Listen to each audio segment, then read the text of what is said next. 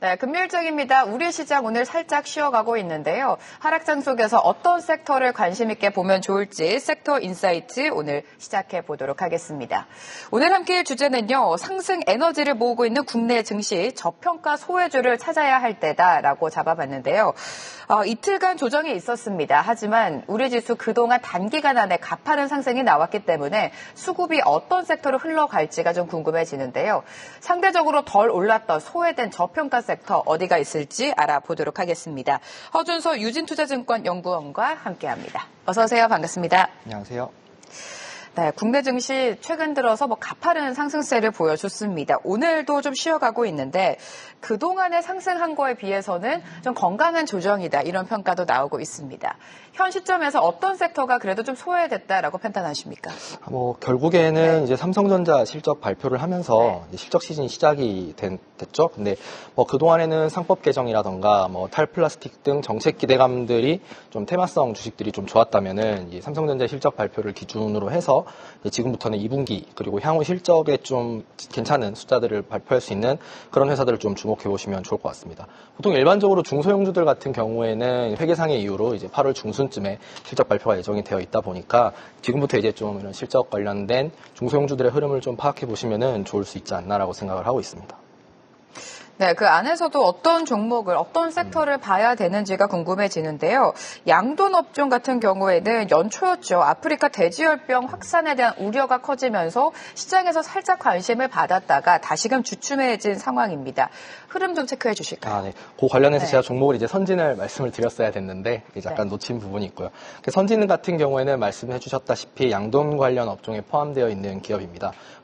아프리카 돼지열병 말씀해 주시기도 했지만 양돈 같은 경우는 시계열이 굉장히 긴 산업이거든요. 그래서 2018년 중국에서 발병했던 이제 ASF 같은 경우에 그때 기준으로 이제 대규모 질병이 있지 않는 다음에야 전반적으로 업종의 부침이 그렇게 크지 않은 업종입니다.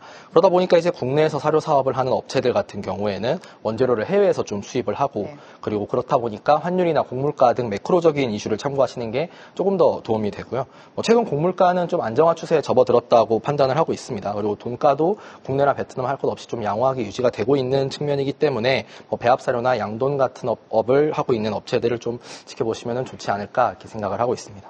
네, 이런 섹터는 말씀해 주신 것처럼 곡물가 움직임에 큰 영향을 받는 것 같습니다. 최근 곡물가 흐름과 돈가 흐름은 어떻게 흘러가고 있습니까? 네, 3대 곡물인 이제 옥수수나 대두 그리고 소맥 같은 경우에도 2022년 러우 전쟁 때 피크를 찍고 나서 꾸준하게 하향 안정화 추세에 접어들고 있습니다. 단기 시계열로 놓고 봤을 때는 변동성이 있겠지만 그리고 시계열을 좀 길게 늘려 봤을 때는 말씀드렸다시피 2022년 러우 전쟁 후에 꾸준하게 좀 하향 안정화 추세에 접어들고 있기 때문에 이제 원재료비로 작용을 하는 이런 곡물가 안정화에 따라서 양돈 업종들이 좀 수혜를 볼 수 있다고 말씀을 드리고 있고요. 돈가 같은 경우에도 우리나라나 베트남 모두 안정적으로 좀 이렇게 유지가 되면서 점진적으로 상승하고 있는 추세입니다. 돈가가 좀 안정적으로 유지가 될 때에는 사료업체들 입장에서는 사료를 먹는 돼지나 그리고 소들의 입식이 좀 증가를 하는 측면이 있기 때문에 이 사료업종들의 그러니까 물량을 좀 담보를 해줄 수 있다는 측면에서 좀 긍정적으로 판단해 주시면 좋을 것 같습니다. 네, 오늘 선진이라는 종목을 관심 종목으로 소개해주고 계신데요. 곡물가 급등에 따라서 실적 타격을 입기도 했습니다. 앞서 계속 언급해 주신 것처럼 지정학적 리스크죠. 우크라 전쟁 때문에 곡물가 급등이 하지 않았습니까? 그 당시 타격이 어느 정도였어요? 네, 말씀드렸다시피 좀 시계열이 긴 산업을 하고 있기 때문에 과거 히스토리를 체크해 보는 것이 좀 필요하고요. 2020년 때 이제 가장 대표 곡물이었던 옥수수 기준으로 말씀드리면은 부셀당 이제 7에서 8달러 정도를 했었습니다. 이게 현재 이제 가격대는 한 4달러 초반대로 제가 알고 있는데 그런 걸 감안하면은 당시 지정학적 이슈가 거의 2배 가까이 높은 상승세를 만들었다고 보시면 될 것 같고요. 2024년 연간 선진의 영업이익률이 한 7.4% 정도를 기록을 했었습니다. 근데 요것과 이제 비교를 해봐서 과거 2022년에 그 곡물가가 되게 높았던 시기의 선진의 영업이익률을 보면은 3% 초반대까지 떨어졌던 것을 보면은 이런 곡물가나 환율의 급격한 상승이 양돈 업체들의 마진에 미치는 영향이 얼마 정도 되는지 좀 참고해 보실 수 있을 것 같습니다. 네, 선진은 해외에서 곡물을 수입해서 국내외 공장에게 사료를 제조하고 판매를 하고 있는데 이렇게 된다면 또 우리가 지켜봐야 될 동향이 원달러 환율이 될 것 같습니다. 최근 환율 흐름에 따른 실적 전망은 어떻게 하고 계세요? 네, 환율 같은 경우 제가 이제 매크로 담당자가 아니기 때문에 직접적인 예측은 하고 말씀드리고 있지는 않지만 지난 한 해 또 연간으로 놓고 보면 환율이 좀 큰 폭으로 상승을 했었거든요. 그래서 선진의 입장에서는 원재료 구입비에 영향을 미치는 환율이 이제 상승한 것도 있었지만 사실 환율과 곡물가의 변동은 한 6개월 정도의 레깅을 두고 이제 판매 가격에 전가가 되기 때문에 뭐 그렇게까지 급격하게 문제가 생기지는 않습니다. 그래서 선진의 영업이익도 실제로 보면은 2022년 단기에 이제 가장 안 좋았던 모습에서 2023년, 24년 가면서 꾸준하게 개선된 바가 있거든요. 그럼에도 단기 순이익은 좀 꾸준하게 하락을 해왔습니다. 그 이유는 이제 영업 외단에서 이 환율 관련 파생상품 손실이 영업이익의 성장세를 모두 상쇄시켰기 때문인데요. 2024년 기준 영업이익이 1,241억 원 정도 나왔습니다. 환율 관련 파생상품 손실이 거의 50억 원 넘게, 그리고 외환차손이나 외환환산 손실 같은 환율 관련 기타 손실까지 합치면 거의 1,000억 원 가까이 잡히면서 선진의 단기 순이익은, 연간 단기 순이익은 66억에 그쳐서 1,000억 원 넘는 비용이 좀 영업 외단에서 발생을 했다고 보시면 될 것 같아요. 근데 다행히 이제 올해 1분기 기준으로 놓고 봤을 때는 환율이 좀 안정화가 됐고, 그리고 6월 말 환율 기준이 이제 1분기 말 대비해서 한 6.7% 하락한 그런 것들을 참고를 해봤을 때 환율 파생 상품들이 거의 정리된 국면이라던가, 그리고 7월 기준 만기가 남은 파생 상품도 뭐 이제 8월 만기인 2천만 달러 정도 한 건밖에 없기 때문에 6월 말 기준으로는 뭐 2분기 말인 6월 말 기준으로는 상대적으로 좀 기간이 남기는 했지만 환율 하락에 베팅하는 파생 상품 관련해서 2분기 단기 순이익은 좀 괜찮게 나오지 않을까 그렇게 보고 있습니다. 실적이 좀 양호하게 흘러갈 것이다라고 말씀을 해주셨고, 좀 면밀하게 들어가 보면요, 해외 법인도 운영을 하고 있습니다. 베트남이라든지 중국에서 해외 법인을 운영하고 있는데 해외 법인의 성장세, 수익성은 어떻게 됩니까? 네, 비중이 가장 큰 것이 아무래도 베트남이다 보니까 베트남 사업을 좀 보시면 도움이 될 것 같은데요.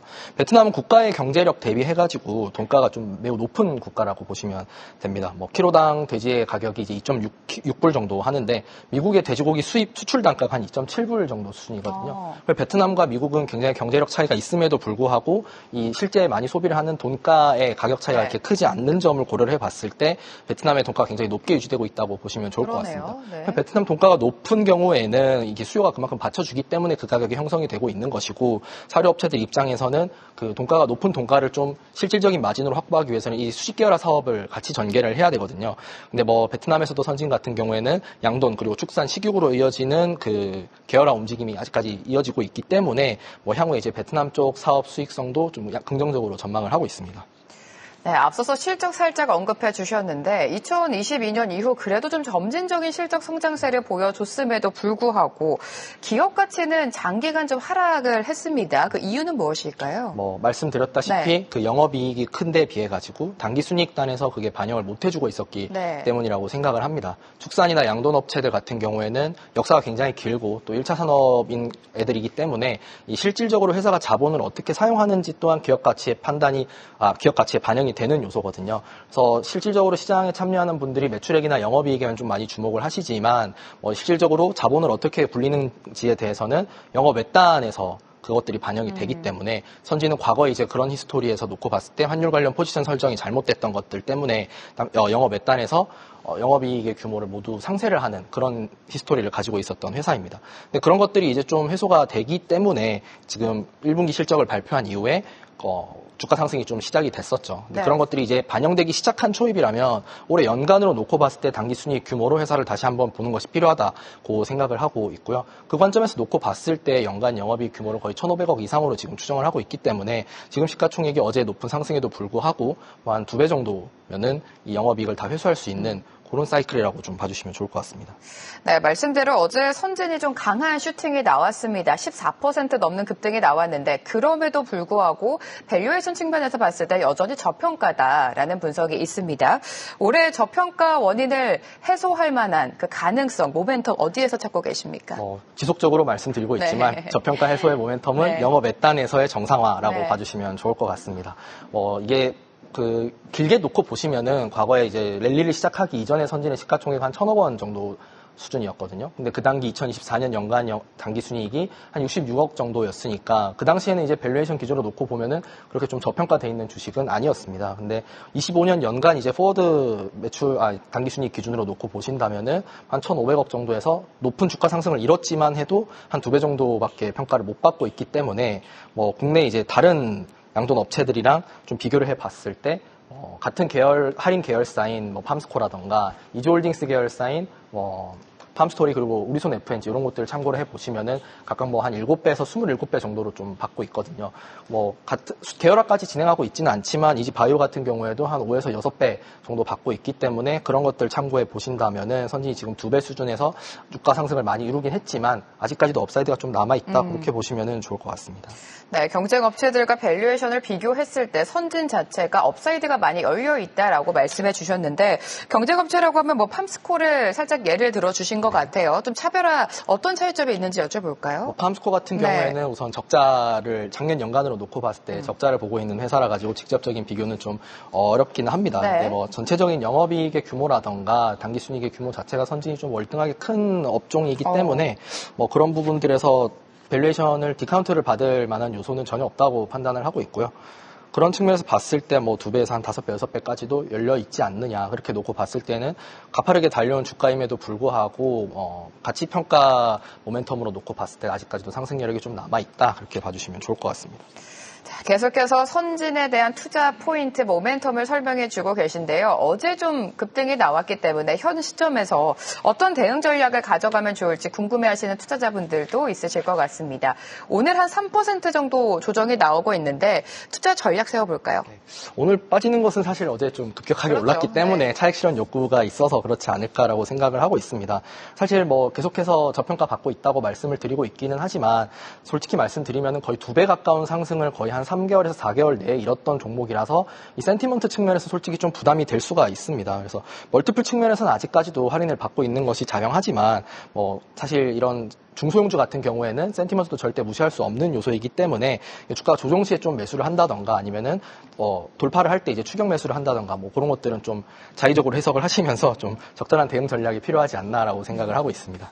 네, 현 시점에서 계속해서 유망하게 보고 있는 종목이다라고 말씀을 해주셨습니다. 앞으로의 선진 주가 흐름 함께 살펴보도록 하고요. 지금까지 허준서 유진투자증권 연구원과 함께했습니다. 고맙습니다. 네, 감사합니다. 계속해서 다양한 경제 이슈를 알고 싶다면 구독과 좋아요, 알림 설정 부탁드립니다. AI 캐스터 권미정이었습니다.